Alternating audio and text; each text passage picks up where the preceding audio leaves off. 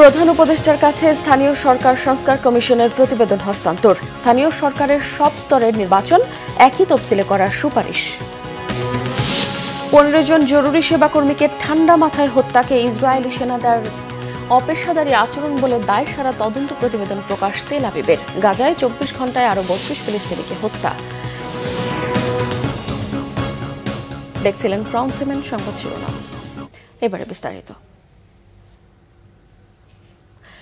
মাঠ পর্যায়ে স্থানীয় সরকারের শূন্যতা কাটাতে জাতীয় নির্বাচনের আগে স্থানীয় সরকারের নির্বাচন দেওয়ার পরামর্শ দিয়েছেন স্থানীয় সরকার সংস্কার কমিশনের প্রধান ডক্টর তোফায়েল আহমেদ।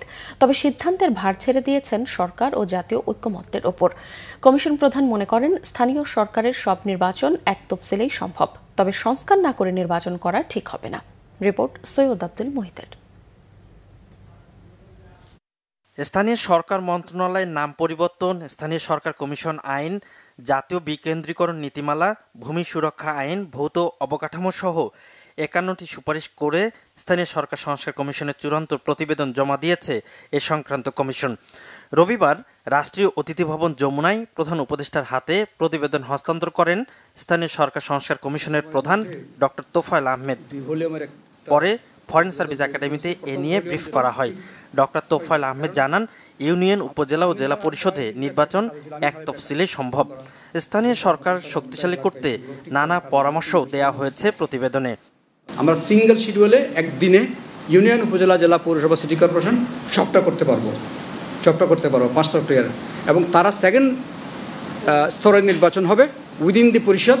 প্রথম হবে একটা সভাধিপতি নির্বাচন, সভাধিপতি হবে এটা স্পিকারের মতো, সভাধিপতি সভাপতিত্বে এইবার চেয়ারম্যান নির্বাচন হবে অথবা মেয়র নির্বাচন হবে। কমিশনের অধিকাংশই এখন বাস্তবায়ন সম্ভব বলেও মত সংস্কার কমিশন প্রধানের। যেমন ধরেন বিচার বিভাগ স্থাপন করা উপজেলায়, এটা কিন্তু সুপ্রিম কোর্টের অর্ডারে কিন্তু করা সম্ভব। এরকম করে মিনিস্ট্রি সংশোধন করা, এগুলো কিন্তু এক্সিকিউটিভ অর্ডারে করা সম্ভব। আমাদের বেশিরভাগ জিনিসগুলো এটা বিবেচনা করে এক্সিকিউটিভ অর্ডারে করা সম্ভব। জাতীয় নাকি স্থানীয় নির্বাচন আগে হতে পারে, এমন প্রশ্নের জবাবও দেন। লোকাল গভর্নমেন্ট ইলেকশন আগে চান বা বলেন, আমরাও চাই, কিন্তু ইলেকশনের প্রশ্ন আসলে আগে সংস্কার না করে কোনো ইলেকশন করলে কোনো লাভ হবে না। এটা জাতীয় ইলেকশন বলেন না স্থানীয় ইলেকশন বলেন, সেই জন্য আমরা সংস্কারটাকে প্রাধান্য দিয়েছি। সংস্কার করার পরে আপনি ইলেকশন করেন, কোনো অসুবিধা নেই। কোনটা আগে কোনটা পরে হবে সেটা সিদ্ধান্ত সরকার এবং ওনারা নিন। তো আমরা চাই স্থানীয় নির্বাচনটা অবিলম্বে করা হোক, কারণ এটা কোনো অন্য রাজনৈতিক কনসিডারেশন না। এখন সারা দেশে একটা শূন্যতা, সুতরাং এই শূন্যতার মধ্যে দেশে একটা ডিস্টেবিলিটি এমনিতেই বিরাজ করছে। সুতরাং এই স্টেবল সিস্টেমের জন্যও কিন্তু এই প্রতিষ্ঠানগুলোর মধ্যে নেতৃত্ব নিয়ে আসা দরকার।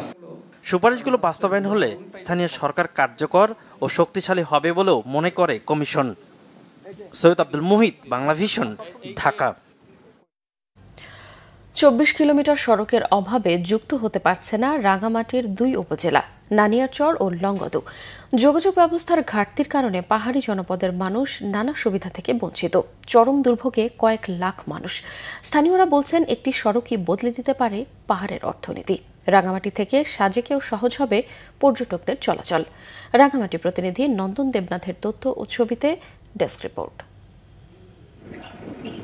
স্বাধীনতার 53 বছরে রাঙামাটিতে বিভিন্ন উন্নয়ন হলেও জেলা সদরের সঙ্গে সড়ক নেটওয়ার্কে যুক্ত হয়নি বাঘাইছড়ি ও লংগদু উপজেলা। 24 কিলোমিটার সড়কের জন্য থমকে আছে কয়েক লাখ মানুষের স্বপ্ন। গত শতাব্দীর 60-এর দশকে কাপ্তাই হ্রদ সৃষ্টির পর রাঙামাটি জেলা সদরের সাথে বাঘাইছড়ি, লংগদু 2 উপজেলার সড়ক যোগাযোগ বন্ধ হয়ে যায়। কাপ্তাই হ্রদের লঞ্চই চলাচলের একমাত্র ভরসা। সড়কপথ বলতে পাশের জেলা খাগড়াছড়ি হয়ে প্রায় 150 কিলোমিটার পথ পাড়ি দিতে হয়। অথচ নানিয়ারচর উপজেলা থেকে 24 কিলোমিটারের একটি সড়কই বদলে দিতে পারে এই 2 উপজেলাবাসীর জীবন। 5 বছর আগে এই 2 উপজেলার সাথে যোগাযোগ সহজ করতে শত কোটি টাকা ব্যয়ে নানিয়ারচর উপজেলায় চেঙ্গি নদীর ওপর একটি সেতু নির্মাণ হলেও হয়নি সড়ক। নানিয়ারচর রাস্তাটা হলে এক হয়েছে আমরা নানিয়ারচরবাসী এবং লংগদু বাঘাইছড়িবাসী খুব সুন্দরভাবে এটা যাতায়াত করার একটা সুযোগ পাবো। একটা গাড়ি গেলে আরেকটা গাড়ি ওভারটেক করা যায় না, বা গাড়িটা সাইড দিতে গেলে আমাদের ওই দুর্ভাগ্য বিষয় যে আমাদের সাইডে নামতে হয়। অনেক সময় দূর দূরান্ত থেকে টুরিস্ট বাসগুলো আসে, বড় বড় বাসগুলো ঢুকে হিলটেক্সে টুরিস্ট হিসাবে বেড়াতে আসে। আসার পরে অনেক সময় দেখা যায় এই গাড়িগুলো দুর্ঘটনার জন্য অনেকের মার কোল খালি হয়ে যায়। স্থানীয়রা বলছেন শুধু একটি সড়কই বদলে দিতে পারে পাহাড়ের অর্থনীতি। এই রাস্তাটা হলে পরে আমাদের যে সাজেকমুখী যে টুরিস্টরা আছে সেই টুরিস্টগুলো আমাদের লংগুদু হয়ে বা বাগাইছড়ি হয়ে বা দিঘিনালা হয়ে যে কোনো একটা পথ দিয়ে তারা রাঙ্গামাটির সাথে সম্পৃক্ত হতে পারবে। অর্থাৎ টুরিস্টদেরকে যেটা বোরিং করতে হয় যে সাজেক গিয়ে একদিন স্টে করার পরে তাদেরকে আবার খাগড়াছড়ি ব্যাক করে যেতে হয়, সেটা এই পথটা ব্যবহার করে হবে, যেটা আমাদের পুরা মানে আমাদের পর্যটন শিল্পের জন্য সেটা অনেক বড় একটা ভূমিকা রাখবে আর কি। খুবই মানুষই কষ্ট করে জীবনযাপন করতেছে, যেগুলো উৎপাদন করে এগুলো কিন্তু আপনার ক্যারিং খরচ কিন্তু 50% চলে যায়।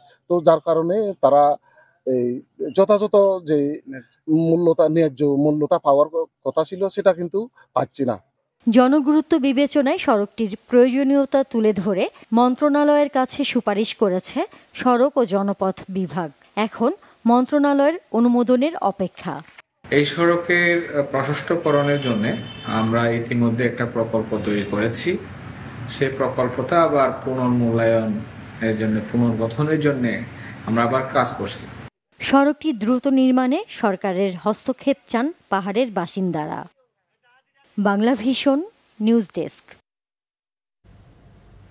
আন্তর্জাতিক প্রসঙ্গ। 15 জন জরুরি সেবাকর্মীকে ঠান্ডা মাথায় হত্যাকে ইসরায়েলি সেনাদের অপেশাদারী আচরণ বলে দায়সারা তদন্ত প্রতিবেদন প্রকাশ করেছে তেল আবিব। গাজায় বর্বর হামলা চালিয়ে 24 ঘন্টায় আরও 32 জন ফিলিস্তিনিকে হত্যা করেছে দখলদার ইসরায়েলি বাহিনী।